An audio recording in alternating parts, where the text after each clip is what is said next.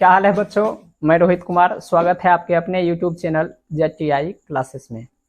आज का जो वीडियो होने वाला है जैव प्रक्रम के वस्तुनिष्ठ पर होने वाला है। आज मैं आप लोगों को 2024 में आने वाली महत्वपूर्ण वस्तुनिष्ठ प्रश्न के बारे में बताऊंगा। तो चलिए तो आज का पहला प्रश्न है कि वैसी प्रक्रिया जिस प्रक्रिया के द्वारा जीव अपना अनुरक्षण करते हैं। तो पहले क्लास में बताया गया था कि किस प्रक्रिया के द्वारा जीव अपना अनुरक्षण करते हैं। तो बताया गया था कि वैसी प्रक्रिया जिसके द्वारा जीव अपना अनुरक्षण करते हैं उन्हें कहा जाता है। तो पोषण नहीं होगा, श्वसन नहीं होगा, उत्सर्जन भी नहीं होगा, क्योंकि उत्सर्जन में बताया गया था आप लोगों को कि वैसी प्रक्रिया जिसके द्वारा जीव अपने शरीर से उत्सर्जी पदार्थ का निष्कासन करते हैं। तो इसमें जो जैव प्रक्रम है वो आपका सही आंसर है। तो चलते हैं अगले प्रश्न के पास। अगला प्रश्न है, किस प्रक्रिया के द्वारा जीव बाहरी वातावरण से भोजन को ग्रहण कर उसका उपयोग करते हैं। तो पोषण वह प्रक्रिया है जिसके द्वारा जीव बाहरी वातावरण से भोजन को ग्रहण कर उसका उपयोग करते हैं। चलेंगे अगले प्रश्न की तरफ। तो अगला प्रश्न है, किस प्रक्रिया के द्वारा जीव अपने शरीर से उत्सर्जी पदार्थ का निष्कासन करते हैं। तो अभी तुरंत बताया गया है कि वैसी प्रक्रिया जिसके द्वारा जीव अपने शरीर से उत्सर्जी पदार्थ का निष्कासन करते हैं उन्हें कहा जाता है उत्सर्जन कहा जाता है। क्या कहा जाता है? उन्हें उत्सर्जन कहा जाता है। चलते हैं अगले प्रश्न की ओर।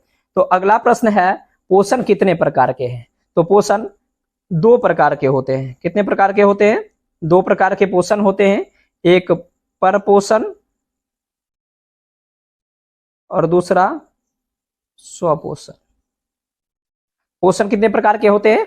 दो प्रकार के पोषण होते हैं। परपोषण के 3 प्रकार होते हैं, उसके बारे में आगे देखेंगे। अगला है, हरे पेड़ पौधे होते हैं। तो बताया गया था कि जितने भी पेड़ पौधे होते हैं वो क्या होते हैं? स्वपोषी होते हैं। क्या होते हैं? स्वपोषी होते हैं।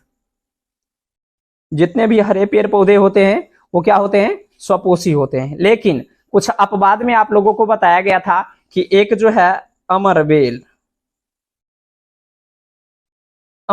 जो है वो क्या है? परपोषी है। और कुछ ऐसे भी पौधे का नाम बताया गया था जो कीटभक्षी था, जैसे ड्रोसेरा, नेपेंथिस, ये आप लोगों को बताया गया था जो क्या है? ये परपोषी हैं। क्या है? ये परपोषी हैं। तो चलते हैं अगले प्रश्न की ओर कि परपोषण के कितने प्रकार हैं। तो परपोषण के 3 प्रकार होते हैं। कितने प्रकार होते हैं? परपोषण के 3 प्रकार होते हैं। कितने प्रकार होते हैं? 3 प्रकार। कौन कौन सा? तो मृतजीवी, प्राणिसम और एक और है परजीवी। कौन सा? मृतजीवी, प्राणिसम और परजीवी। ये 3 प्रकार के परपोषण के प्रकार हैं। किसके प्रकार हैं? परपोषण के प्रकार हैं। आगे का जो प्रश्न है वह है, कवक, बैक्टीरिया और प्रोटोजोआ में किस प्रकार का पोषण है। तो ये जितने भी हैं कवक, बैक्टीरिया और प्रोटोजोआ, जो जितने भी ये जीव आते हैं वो सब हैं मृत जीवी। ये सब किसके अंतर्गत आते हैं? मृत जीवी के अंतर्गत आते हैं। अगला प्रश्न है कि मलेरिया परजीवी में कौन सा पोषण का विधि होता है। तो ये मलेरिया परजीवी जो भी होते हैं ये क्या होते हैं? इसमें दिया ही गया है कि ये क्या होते हैं? परजीवी होते हैं। क्या होते हैं? परजीवी। मतलब इसका क्या आंसर हो जाएगा? ये परजीवी हैं। क्या है? परजीवी। मलेरिया किसके कारण होता है? तो प्लाज्मोडियम के कारण होता है। किसके कारण होता है? प्लाज्मोडियम के कारण होता है। अब दिया गया है कि मानव में कौन सा पोषण होता है। तो हम बताए थे कि जितने भी मानव हैं या बड़े जंतु हैं उनमें जो पोषण की प्रक्रिया होती है वो होती है क्या? प्राणिसम। ये प्राणी के जैसे ही क्या करते हैं? पोषण करते हैं, इसलिए क्या होता है? इनमें प्राणिसम पोषण होता है। अगर पूछा जाए कि ड्रोसेरा में किस प्रकार का पोषण होता है तो बताया गया था ड्रोसेरा क्या होता है? कीट खाता है। क्या खाता है? कीट खाता है। तो ये क्या हो जाएगा? परपोषी में आएगा। किस में आएगा? परपोषी में। और जितने भी पेड़ पौधे को रखा गया था वो सभी आते हैं किसमें? स्वपोषी के अंतर्गत आते हैं। अगला प्रश्न है कि एक कोशिकीय जीव जैसे अमीबा और पैरामीशियम, इसके बारे में आप लोगों को बता दिया गया था। तो एक कोशिकीय जीव अपने शरीर से किस प्रकार गैसों तथा भोजन का स्थानांतरण करते हैं। तो पोषण बताया गया था वह प्रक्रिया जिसके द्वारा जीव क्या करते हैं, खाद्य पदार्थ को ग्रहण करते हैं। श्वसन में बताया गया था वातावरण से क्या किया जाता है, जीव ऑक्सीजन लेते हैं और कार्बन डाइऑक्साइड छोड़ते हैं। उत्सर्जन में बताया गया था उत्सर्जी पदार्थ निकालते हैं। तो आगे का जो है वो विसरण विधि इसका क्या हो जाएगा, आंसर हो जाएगा, क्योंकि विसरण विधि ही वह प्रक्रिया है जिसके द्वारा एक कोशिकीय जीव जो है वो क्या करते हैं, अपने शरीर से गैसों तथा भोजन का क्या करते हैं, स्थानांतरण करते हैं। तो चलते हैं अगले प्रश्न की ओर। प्रकाश संश्लेषण कैसी अभिक्रिया है? तो प्रकाश संश्लेषण का जो परिभाषा बताया गया था आप लोगों को, वो बताया गया था कि प्रकाश संश्लेषण एक जैव रासायनिक अभिक्रिया है। तो ये कैसी अभिक्रिया है, जैव रासायनिक अभिक्रिया है। प्रकाश संश्लेषण कैसी अभिक्रिया है? तो प्रकाश संश्लेषण जैव रासायनिक अभिक्रिया है। अगर इसी प्रश्न में थोड़ा बदल कर क्या कर दिया जाए, पूछा जाए कि प्रकाश संश्लेषण के लिए क्या क्या चाहिए, तो प्रकाश संश्लेषण के लिए चाहिए क्या, सबसे पहले प्रकाश, फिर क्या चाहिए, जल, फिर कार्बन डाइऑक्साइड। क्या क्या चाहिए, प्रकाश, जल और कार्बन डाइऑक्साइड चाहिए। और इसमें मुख्य योगदान होता है सूर्य के प्रकाश का। किसका? सूर्य के प्रकाश का अहम योगदान होता है, मुख्य योगदान होता है। आगे चलते हैं, क्लोरोफिल कहाँ पाया जाता है? तो क्लोरोफिल जो है ये पत्तियों में पाया जाता है। कहाँ पाया जाता है? पत्तियों में। पत्तियों में क्या होता है, एक स्थान होते हैं जिसे कहा जाता है क्या, स्टोमाटा कहा जाता है। क्या कहा जाता है? स्टोमाटा। तो स्टोमाटा में क्लोरोफिल नहीं पाए जाते हैं, क्लोरोप्लास्ट में क्या होते हैं, क्लोरोफिल पाए जाते हैं। स्टोमाटा जो है वो श्वसन अंग होता है। क्या होता है? श्वसन अंग होता है, जिसके सहायता से पेड़ पौधे श्वसन की क्रिया करते हैं और गैसों का आदान प्रदान करते हैं स्टोमाटा से। आगे है, किसे प्रकाश संश्लेषी अंग कहा जाता है? तो प्रकाश संश्लेषी अंग कहा जाता है पत्तियों को। किसे कहा जाता है? पत्तियों को प्रकाश संश्लेषी अंग कहा जाता है, क्योंकि पत्तियों के सहायता से ही क्या करते हैं, पेड़ पौधे अपना भोजन बनाते हैं, इसलिए पत्तियों को क्या कहा जाता है, प्रकाश संश्लेषी अंग कहा जाता है। आगे का जो प्रश्न है वो है कि किसे प्रकाश संश्लेषी अंगक। बच्चे क्या होते हैं, ये दोनों प्रश्न ऐसे हैं जो देखकर कंफ्यूज हो जाते हैं। तो याद रखना है, अंग अगर आए तो क्या, पत्ती, और अंगक आए तो याद रखना है क्या, क्लोरोफिल। क्या याद रखना है? क्लोरोफिल। ये जो है क्या, इसका अंगक होता है, प्रकाश संश्लेषी अंगक होता है। अगला प्रश्न है कि किसके सहायता से पौधे गैसों का आदान प्रदान करते हैं या उत्सर्जन करते हैं? तो अभी तुरंत बताया गया था आप लोगों को कि पेड़ पौधों के पत्तियों में छोटे छोटे छिद्र पाए जाते हैं जिसे स्टोमाटा या रंध्र कहा जाता है। क्या कहा जाता है? स्टोमाटा या रंध्र कहा जाता है। तो उसी स्टोमाटा या रंध्र से क्या करते हैं, यह उत्सर्जन करते हैं गैसों का। तो चलिए ऑप्शन देख लेते हैं थोड़ा। पहला है जर, दूसरा है रंध्र और तीसरा स्टोमाटा, और चौथा जो है वो बी और सी दोनों। तो रंध्र भी होता है, रंध्र को ही अंग्रेजी में कहा जाता है क्या, स्टोमाटा कहा जाता है। तो इसका जो आंसर क्या हो जाएगा, ये डी हो जाएगा। क्या हो जाएगा? डी। बी और सी दोनों, ऐसे हम कह सकते हैं ये रंध्र और स्टोमाटा। अगर कोई भी एक ऑप्शन अगर रहता है तो क्या होगा, एक इसका आंसर होगा। अगले प्रश्न की ओर चलते हैं। तो अगला प्रश्न जो है वो है कि किसे प्रकाश संश्लेषी इकाई कहा जाता है? क्या कहा जाता है? किसे प्रकाश संश्लेषी इकाई कहा जाता है? तो प्रकाश संश्लेषी इकाई याद रखना है, कहा जाता है क्लोरोफिल अणु को। किसे कहा जाता है? क्लोरोफिल अणु को प्रकाश संश्लेषी इकाई कहा जाता है। और अंग पूछेगा तो पत्ती, अंगक पूछेगा तो क्लोरोफिल। आगे चलते हैं अगले प्रश्न की ओर। तो दिया गया है अमीबा किसके सहायता से भोजन करते हैं? आप लोगों को बताया गया था कि अमीबा जो है उसमें क्या होता है, एक ही अंग पाया जाता है जिसको कहा जाता है क्या, कूटपाद कहा जाता है। क्या कहा जाता है? कूटपाद। जब ये अमीबा के पास वो भोजन आते हैं तो वो अपनी कूटपाद को क्या करते हैं, बढ़ाते हैं, और बढ़ाते बढ़ाते उसको क्या करते हैं, चारों तरफ से घेर लेते हैं, और घेरने के बाद वो उस भोजन को वो ग्रहण करते हैं। तो सीलिया उसमें पाया नहीं जाता है, कोशिका भी मुख पाया नहीं जाता है, ग्रीवा नहीं पाया जाता, सिर्फ पाया जाता क्या, कूटपाद पाया जाता है। इसलिए इसका आंसर क्या हो जाएगा, कूटपाद होगा। आगे चलेंगे कि अमीबा जो है, अमीबा में पोषण की प्रक्रिया का चरण तो आप लोगों को बताया गया था। चलिए थोड़ा इधर कर लेते हैं इसको। अमीबा में पोषण की जो प्रक्रिया है वो किन किन चरणों में होता है? तो अमीबा का जो पोषण की प्रक्रिया है वो 3 चरणों में होता है। कितने चरणों में होता है? 3 चरणों में होता है। तो पहला क्या है, अंतर्ग्रहण। क्या है? अंतर्ग्रहण। और दूसरा क्या है, पाचन। और तीसरा बहिष्करण। मतलब क्या, ये तीनों चरणों में होता है, इसलिए इसका आंसर क्या हो जाएगा, सभी होगा। क्या होगा, सभी होगा। चलते हैं अगले प्रश्न की ओर। अगला प्रश्न है कि पैरामीशियम का प्रचलन अंगक है। तो याद रखिएगा, अगर आपसे अमीबा का पूछ रहा है तो आंसर क्या हो जाएगा, कूटपाद हो जाएगा। क्या हो जाएगा, कूटपाद। अभी आप लोगों को बताया गया था कि अमीबा का वो प्रचलन अंग क्या होता है, कूटपाद होता है। क्या होता है, कूटपाद। और पैरामीशियम का क्या होता है, तो चलिए पैरामीशियम का देखते हैं कि पैरामीशियम का क्या होता है। तो पैरामीशियम में पाया जाता है सीलिया पाया जाता है। क्या पाया जाता है, सीलिया। सीलिया जो है उसका प्रचलन अंगक होता है। क्या होता है, प्रचलन अंगक, जिसके कारण वो अमीबा क्या, ये पैरामीशियम क्या कर पाता है, चल पाता है। और एक जो है कोशिका अभिमुख। अगले प्रश्न को देख लेते हैं थोड़ा, अगला प्रश्न क्या है। तो अगला प्रश्न दिया गया है कि पैरामीशियम किसके सहायता से भोजन ग्रहण करता है। तो याद रखना, सीलिया के सहायता से क्या करता है, गति करता है। क्या करता है, गति करता है। और कोशिका अभिमुख के कारण क्या करता है, वो भोजन को पकड़ता है और भोजन ग्रहित करता है। तो इसका आंसर क्या हो जाएगा, कोशिका अभिमुख हो जाएगा। चलते हैं अगले प्रश्न की ओर।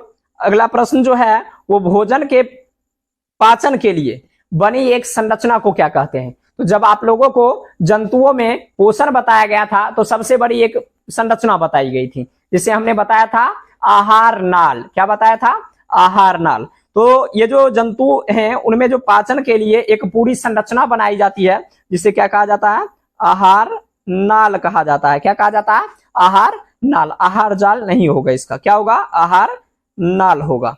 अगला है मानव आहार नाल की लंबाई। तो जब बताया गया था कि जितने भी जंतु हैं उसमें भोजन ग्रहण करने के लिए, पूरे पोषण की प्रक्रिया करने के लिए एक क्या है, संरचना बनाई गई है, जिसे आहार नाल कहा जाता है। और आहार नाल की लंबाई है, तो आप लोगों को बताया गया था कि आहार नाल की लंबाई कितनी है, 8 से 10 मीटर। कितनी है, 8 से 10 मीटर आहार नाल की क्या है, लंबाई है। चलते हैं अगले प्रश्न की ओर। ये पूछा गया है कि भोजन का पाचन कहां से शुरू होता है। तो याद रखना है, आप लोगों को बताया गया था कि भोजन का पाचन कहां से शुरू करते हैं, मुख गुहा से। कहां से करते हैं, मुख गुहा से। वहां हम क्या करते हैं, अपने भोजन को प्रवेश करवाते हैं। तो मुख गुहा इसका क्या हो जाएगा, आंसर हो जाएगा कि मनुष्य में भोजन का पाचन का प्रारंभ या शुरुआत कहां से होता है, तो क्या हो जाएगा, मुख गुहा हो जाएगा। चलते हैं अगले प्रश्न की ओर। तो अगला प्रश्न है जीभ के ऊपर पाया जाता है। तो आप लोगों को बताया गया था कि जीभ के ऊपर कुछ ऐसी संरचना पाई जाती है जिसके कारण हम क्या करते हैं, स्वाद ग्रहण कर पाते हैं। तो आप लोगों को ग्रसनी नहीं बताया गया था, ग्रास नली नहीं बताया गया था, बताया गया था क्या, स्वाद कलिका। क्या बताया गया था, स्वाद कलिका। पूछा जाएगा कि स्वाद कलिका किसे कहते हैं, तो जीभों पर छोटे छोटे उभारनुमा या उभार जैसी एक संरचना होती है जिसे स्वाद कलिका कहते हैं। उसी कलिका के सहायता से हम क्या कर पाते हैं, किसी भी वस्तु का स्वाद पता कर पाते हैं। तो आंसर क्या हो जाएगा, स्वाद कलिका। आप लोगों को यह भी बताया गया था कि जीभ के कितने भाग, तो जीभ के 4 भाग। कितने भाग, 4 भाग। जीभ कैसी संरचना है, तो याद रखना है, जीभ मांसल संरचना है। कैसी संरचना है, मांसल संरचना है। कैसी संरचना है, मांसल संरचना है। चलते हैं अगले प्रश्न की ओर। अगला प्रश्न है कि दांत के ऊपरी परत को क्या कहते हैं। तो याद रखिएगा, दांत के ऊपरी परत को कहते हैं क्या, इनामेल। क्या कहते हैं, इनामेल कहते हैं। अब आप लोगों को बताया गया था दंत प्लाक क्या है, दंत क्षय क्या है। जब हम क्या करते हैं, कोई भी मीठी वस्तु जैसे चॉकलेट, चीनी इत्यादि क्या करते हैं, अत्यधिक मात्रा में लेते हैं, तो लेने के बाद वह क्या करती है, हमारे दांतों के ऊपर एक परत बनाती है, जिसे कहा जाता है क्या, दंत प्लाक कहा जाता है। क्या कहा जाता है, दंत प्लाक कहा जाता है। क्या कहा जाता है, दंत प्लाक कहा जाता है। और उसके कारण क्या होता है, हमारा दंत जो है वो क्षय होता है। क्या होता है, क्षय होता है, टूटता है, जिसे कहा जाता है दंत क्षय। क्या कहा जाता है, दंत क्षय। तो आते हैं क्वेश्चन के पास। क्वेश्चन था क्या, दांत के ऊपरी परत किसके बने होते हैं, तो याद रखना इनामेल के। किसके, इनामेल के। अगला प्रश्न की ओर चलते हैं। अगला है कि मानव में या मानव मुख गुहा में दांतों की संख्या कितनी होती है। तो याद रखना, आप लोगों को बताया गया था कि 20 भी होते हैं, 28 भी होते हैं और 30 भी। क्या क्या बताया गया था आप लोगों को, 20, 28 और 30। ये भी बताए गए थे 32 बताया गया था, सॉरी 30 नहीं।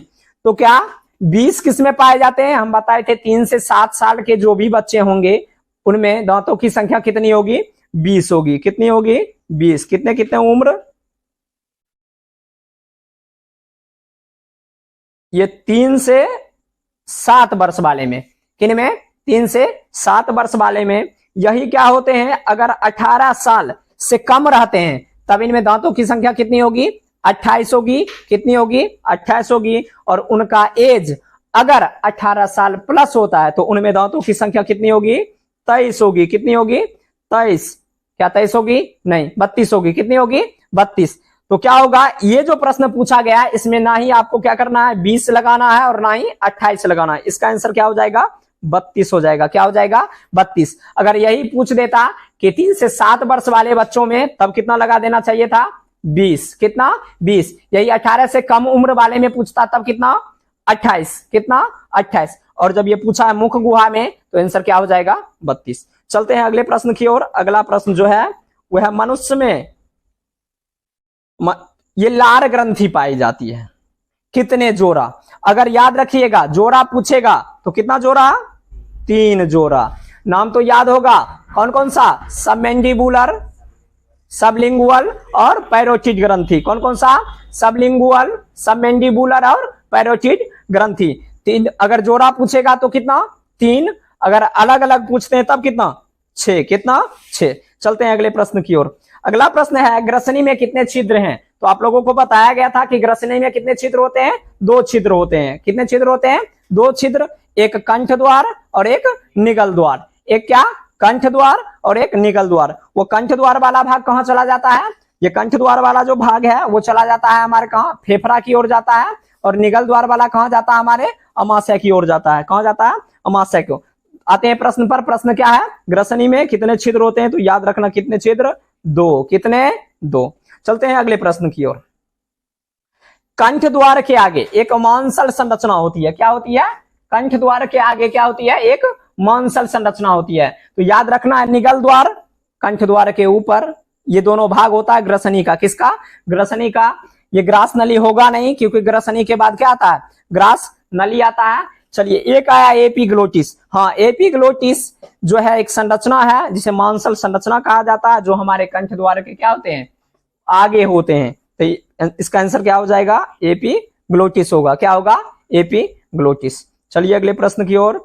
अगला प्रश्न है अमाशय का पहला भाग है।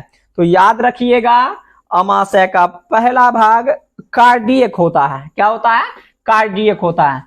एक ये फंडिक जो है या फुंडिक जो है वो क्या है, अमाशय का दूसरा भाग है। कौन सा भाग है, ये दूसरा भाग है। और पाइलोरिक जो है वो कौन सा भाग है, वो तीसरा भाग। तो पूछा क्या, अमाशय का पहला भाग पूछा, तो पहला भाग क्या हो जाएगा, कार्डियक होगा। क्या होगा, कार्डियक होगा। चलते हैं अगले प्रश्न की ओर। अगला प्रश्न है अमाशय से निकलता है। तो याद रखिएगा बताया गया था आप लोगों को कि अमाशय से क्या निकलता है। तो अमाशय से जठर रस निकलता है। क्या निकलता है, जठर रस निकलता है। क्योंकि पित्त जो है वो किससे स्रावित होता है, यकृत से स्रावित होता है। किससे होता है, यकृत से स्रावित होता है। दोनों हो नहीं सकता, कोई नहीं। तो इसका आंसर आपका क्या हो जाएगा, जठर रस हो जाएगा। क्या हो जाएगा, जठर रस हो जाएगा। अब आप लोगों को बताया गया था कि जठर रस में क्या क्या पाया जाता है। तो जठर रस में पाया जाता क्या, हाइड्रोक्लोरिक अम्ल। क्या पाया जाता है, हाइड्रोक्लोरिक अम्ल, HCl पाया जाता है। म्यूकस पाया जाता है, श्लेष्मा पाई जाती है। और जो है एक और पाया जाता है निष्क्रिय रूप में पेप्सिनोजेन। क्या पाया जाता है, निष्क्रिय रूप में पेप्सिनोजेन पाया जाता है। चलते हैं अगले प्रश्न की ओर। अगला प्रश्न है कि कौन भोजन के प्रोटीन को पेप्टोन में बदल देता है। किसमें बदलता है, भोजन के प्रोटीन को पेप्टोन में बदल देता है। तो याद रखिएगा ये जो पेप्सिन है, क्या है, पेप्सिन जो है वो किसमें बदल देता है, ये पेप्सिन भोजन के प्रोटीन को किसमें बदल देता है, पेप्टोन में बदल देता है। किसमें बदल देता है, पेप्टोन में बदल देता है। तो चलते हैं अगले प्रश्न की ओर। अगला प्रश्न है कि एक मानव प्रतिदिन कितने लीटर जठर रस का स्राव करता है, या कितने जठर रस को क्या करते हैं, स्रावित करते हैं। तो आप लोगों को बताया गया था अमाशय वाले में कि जो एक मनुष्य है वो प्रतिदिन कितने लीटर, तो 3 लीटर। कितने लीटर, 3 लीटर जो है वो जठर रस को क्या करते हैं, स्रावित करते हैं। चलते हैं अगले प्रश्न की ओर। अगला प्रश्न है अमाशय में पचे भोजन के लेई को क्या कहते हैं। तो याद रखिएगा अमाशय में पचे हुए भोजन को के लेई को चाइल नहीं कहते हैं। क्या नहीं कहते हैं, चाइल नहीं कहते हैं, क्योंकि ये अंतिम चरण वाला भाग होता है। तो आप लोगों का आंसर ये दोनों नहीं हो सकता, कोई नहीं हो सकता है। बचा एक क्या, कायम। क्या बचा, कायम। तो कायम क्या हो जाएगा, आपका आंसर हो जाएगा। चलते हैं अगले प्रश्न की ओर। अगला है कि किसके सहायता से कायम जो है वो छोटी आंत में चला जाता है। तो देखते हैं किसके सहायता से जाता है। तो बड़ी आंत हो नहीं सकता है, ग्रास नली ऊपर ही था। एक बचा कौन, पाइलोरिक भाग। तो याद रखिएगा कौन सा भाग, पाइलोरिक भाग, सॉरी इसका नहीं है। पाइलोरिक भाग जो है वो क्या करता है,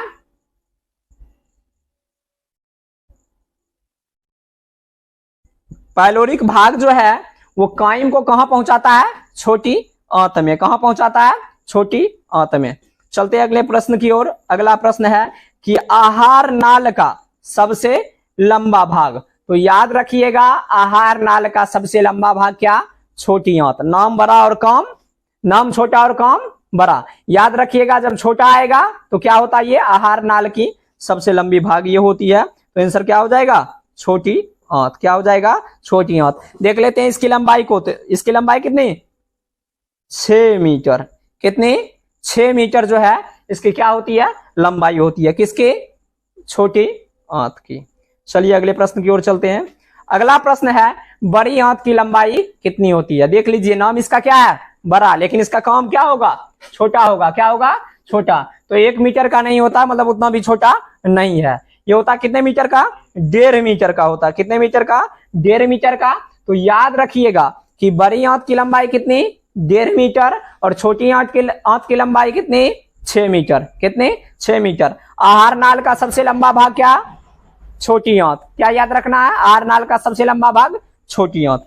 चलिए अगले प्रश्न की ओर चलते हैं। अगला प्रश्न है छोटी आंत के भाग होते हैं। तो याद रखिएगा ये जो छोटी आंत के भाग होते हैं वो 3 भाग होते हैं। कितने भाग होते हैं, 3 भाग। एक है क्या, ग्रहणी, एक है जेजुनम, और एक है इलियम। ये तीनों भाग किसके हैं, छोटी आंत के हैं। तो इसका आंसर क्या हो जाएगा, इनमें से सभी। क्या हो जाएगा आंसर इसमें, इनमें से सभी हो जाएगा, क्योंकि ग्रहणी भी भाग है। ग्रहणी इसका अग्र भाग है, जेजुनम मध्य भाग है, और इलियम पश्च भाग है। इसलिए ये तीनों भाग किसके हो गए, छोटी आंत के। चलते हैं अगले प्रश्न की ओर। अगला प्रश्न है मानव शरीर की सबसे बड़ी ग्रंथि। बहुत ही अच्छा प्रश्न है। क्या है, बहुत ही अच्छा प्रश्न है। मानव शरीर की सबसे बड़ी ग्रंथि। तो याद रखिएगा मानव शरीर की जो सबसे बड़ी ग्रंथि होती है वो अमाशय, अमाशय नहीं है, या अग्नाशय भी नहीं है, यकृत। यकृत जिसे हम लोग क्या कहते हैं, लीवर कहते हैं। क्या कहते हैं, लीवर। लीवर जो है वो क्या है, मानव की शरीर की सबसे बड़ी ग्रंथि है। क्या है, मानव शरीर की सबसे बड़ी ग्रंथि यकृत। इसका भार कितना होता है, किसी को पता है। मानव शरीर में यकृत का भार, किसी भी बच्चे को, मानव शरीर में यकृत का भार कितना, कितना, 1.5 kg। कितना, 1.5 kg। किसका भार, मानव यकृत का, या मानव लीवर का जो भार है। चलिए अगला प्रश्न है कि पित्त रस निकलता है। तो पित्त रस किससे निकलता है।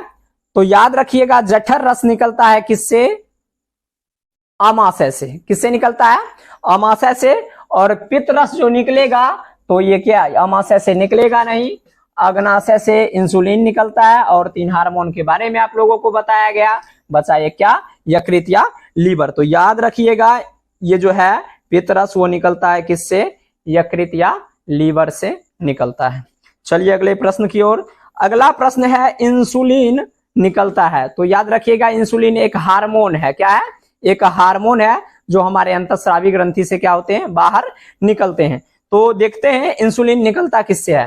तो आप लोगों को बताया गया था कि अमाशय से ये जो है वो HCl निकलता है, जठर रस निकलता है। अग्नाशय के बारे में अभी आप लोगों के सामने चर्चा नहीं किया गया है, एक यकृत का चर्चा किया गया है। तो यकृत से अभी आप लोगों को बताया गया कि पित्त रस निकलता है। क्या निकलता है, पित्त रस निकलता है। तो देख लीजिए इंसुलिन जो है वो अग्नाशय से निकलता है। किससे निकलता है, अग्नाशय से निकलता है। और याद रखिएगा इंसुलिन के कमी से एक बीमारी होता है। यह भी महत्वपूर्ण प्रश्न है। इंसुलिन के कमी से एक बीमारी होता है जिसे क्या कहा जाता है, किसी को पता है। चलिए हम बताते हैं, डायबिटीज या मधुमेह कहा जाता है। क्या कहा जाता है, डायबिटीज या मधुमेह कहा जाता है, जो किसके कम स्राव से होता है, तो इंसुलिन के कमी के कारण होता है। जब क्या होता है हमारे शरीर में इंसुलिन की जो स्राव है वो रुक जाती है या कम हो जाती है, तब हमें क्या हो जाता है, डायबिटीज हो जाता है। तो यह उम्र बढ़ने वाली बीमारी है। जैसे जैसे हमारी उम्र बढ़ेगी क्या होगी, यह हमारे शरीर के अंदर आएगी। तो इंसुलिन के कारण कौन सा बीमारी, डायबिटीज या मधुमेह। तो इसको दूर कैसे किया जाता है, तो इंसुलिन का टीका लगाया जाता है। किसका टीका लगाया जाता है, इंसुलिन का। याद रखिएगा इंसुलिन के कमी से क्या होता है, मधुमेह या डायबिटीज। और डायबिटीज से बचने के लिए किसका टीका लगाया जाता है, तो इंसुलिन का। किसका लगाया जाता है, इंसुलिन का। तो इंसुलिन कहां से निकलता है, अग्नाशय से निकलता है। किससे निकलता है, अग्नाशय। कोई दिक्कत, चलिए कोई दिक्कत नहीं, चलिए आगे देखते हैं।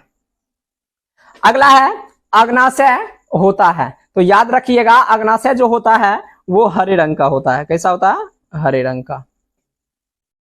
क्या हो गया, कोई दिक्कत है क्या, आज कोई दिक्कत नहीं, देखते हैं आगे। चलिए, भोजन का पायसीकरण होता है। थोड़ा गलत लिखा गया है, क्या होना चाहिए, पायसीकरण। क्या होना चाहिए, यहां पायसीकरण होना चाहिए। कहां होता है, तो याद रखिएगा भोजन का जो पायसीकरण होता है वह अमाशय, अभी आप लोगों को बता दिया गया था अमाशय के बारे में। अग्नाशय, अग्नाशय से भी बता दिया गया कि इंसुलिन निकलता है। अभी आप लोगों को यकृत के बारे में भी बताया गया, लेकिन यकृत से ही निकलता है क्या, पित्तरस निकलता है। क्या निकलता है, पित्तरस। और ये जो है इसका क्या होता है, यही इसका पायसीकरण होता है। क्या होता है, पायसीकरण यही होता है। चलते हैं अगले प्रश्न की ओर। अगला प्रश्न जो है वो क्या है, काइम परिवर्तित होता है। तो याद रखिएगा काइम जो परिवर्तित होता है वो चाइल्ड के रूप में परिवर्तित होता है। किसके रूप में होता है, चाइल्ड के रूप में होता है। तो याद रखिएगा काइम किस में परिवर्तित होता है, चाइल्ड के रूप में परिवर्तित होता है। अगला प्रश्न देखते हैं, बड़ी आंत के भाग होते हैं। तो याद रखिएगा छोटी आंत के 3 भाग, ग्रहणी, जेजुनम और इलियम। और बड़ी आंत के कितने भाग, 2 भाग। कितने भाग, 2 भाग। अगला प्रश्न है अपेंडिक्स है। हम लोग गांव में क्या सुनते हैं कि उससे क्या हो गया, अपेंडिक्स बीमारी हो गया। तो ऐसा कुछ नहीं होता है, अपेंडिक्स किसी भी प्रकार का बीमारी नहीं है। यह हमारे बड़ी आंत की एक अवशेषी अंग है। क्या है, अवशेषी अंग है जिसका कोई कार्य नहीं होता। हमारे पाचन में ये जो अपेंडिक्स है इसका कोई कार्य नहीं होता है। ये क्या होते हैं, अवशेषी अंग होते हैं। और अपेंडिक्स किसी भी प्रकार का बीमारी नहीं होता है। अभी आप लोगों को बताते हैं कि अपेंडिक्स कहते किसको हैं। लोग जाते हैं डॉक्टर के पास, लोगों को बताया जाता है कि बीमारी है, ऐसा कुछ नहीं है। ये जो अपेंडिक्स अवशेषी अंग है इसकी संरचना होती है उंगलीनुमा। कैसा, उंगलीनुमा संरचना होती है। जब क्या करते हैं, हम भोजन करते हैं तो भोजन का जो पाचन है वो बड़ी आंत में भी होती है। तो वो बड़ी आंत में ये जो अपेंडिक्स है अवशेषी अंग, उसमें भोजन धीरे धीरे भरना शुरू होता है किसी कारणवश। और भोजन भरेगा तो क्या होगा, उसके अंदर सड़ेगा भी। और जब भोजन सड़ेगा तो उसकी कोशिका को ये क्या करेगा, नष्ट करेगा, जिसके कारण वो अपेंडिक्स की जो कोशिका होती है वो फट जाती है। और उसी फटने के कारण व्यक्ति की क्या होती है, मृत्यु हो जाती है। तो चलिए आते हैं क्वेश्चन पर कि अपेंडिक्स क्या है। तो अभी हमने बताया क्या, अपेंडिक्स एक क्या है, अवशेषी अंग है। क्या है, अवशेषी अंग है। थोड़ा इधर कर लेते हैं। चलिए अगला है, कोलन में कितने भाग होते हैं। ये आप लोगों का जो है आज के वस्तुनिष्ठ का अंतिम प्रश्न है। इसके बाद कुछ शॉर्ट टाइप क्वेश्चन बताते हैं।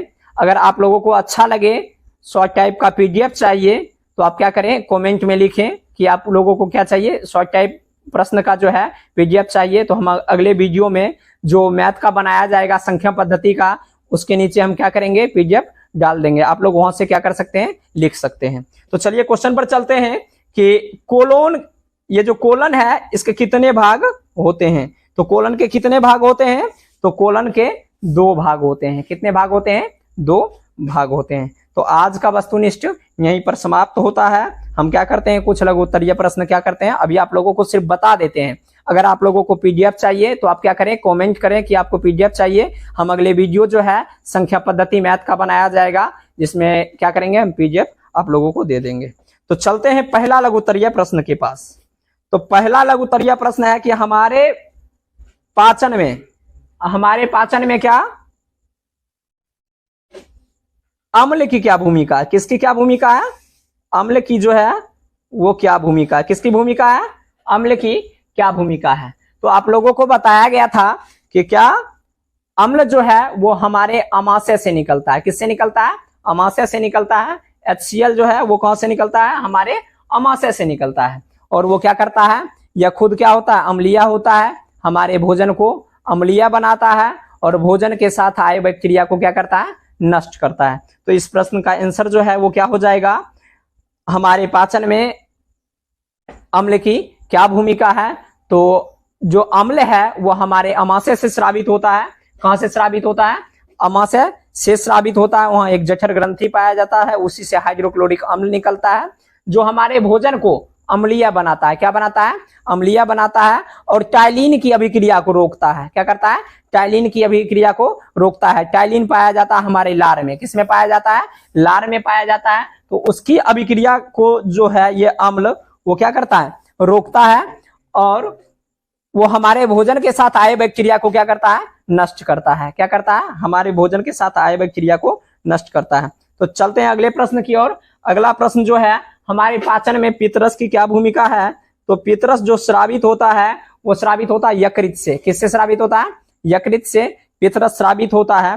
यकृत में पाया जाता है पित्ताशय। क्या पाया जाता है, पित्ताशय। याद रखिएगा वो जो था HCl वो अम्ल था और ये जो पित्त निकलता है वो क्षार होता है। क्या होता है, क्षार। तो वो क्या करता था, हमारे भोजन को अम्लीय बनाता था, या हमारे भोजन क्या करता है, क्षारीय बनाता है। और यह भोजन का पायसीकरण भी करता है। क्या करता है, भोजन का पायसीकरण भी करता है, वसा का विखंडन भी करता है और भोजन के पाचन में क्या होता है, सहायक होता है और भोजन के साथ आए बैक्टीरिया को क्या करता है, नष्ट करता है।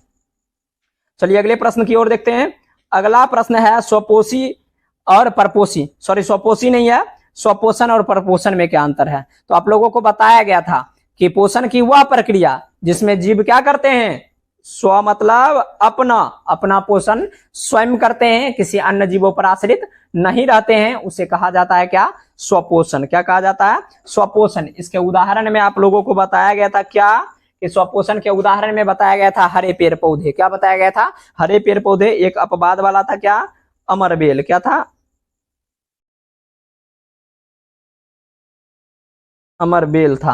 अमरबेल क्या था, ये स्वपोषी नहीं है, परपोषी है, लेकिन ये क्या है, ये लताओं के जैसे होते हैं। कैसे होते हैं, लताओं के जैसे होते हैं। तो ये क्या होते हैं, ये परपोषी होते हैं। क्या होते हैं, परपोषी होते हैं। अब परपोषण, पर मतलब आप लोगों को बताया गया था क्या, दूसरा। क्या होता है, दूसरा। तो वैसे जीव जो दूसरे जीव पर क्या करते हैं, भोजन के लिए आश्रित रहते हैं, उन्हें क्या कहा जाता है, परपोषण कहा जाता है। तो जीव को परपोषण नहीं कहा जाता, ये जो प्रक्रियाएं होती है उसे कहा जाता है परपोषण। तो चलिए अगले प्रश्न की ओर चलते हैं। परपोषण में अगर पूछा जाए उदाहरण, तो हम मानव जितने भी जीव, मानव और जितने भी जीव हैं, जीव मतलब पौधे को छोड़कर, वो सभी किस में आते हैं, परपोषण की प्रक्रिया ही करते हैं।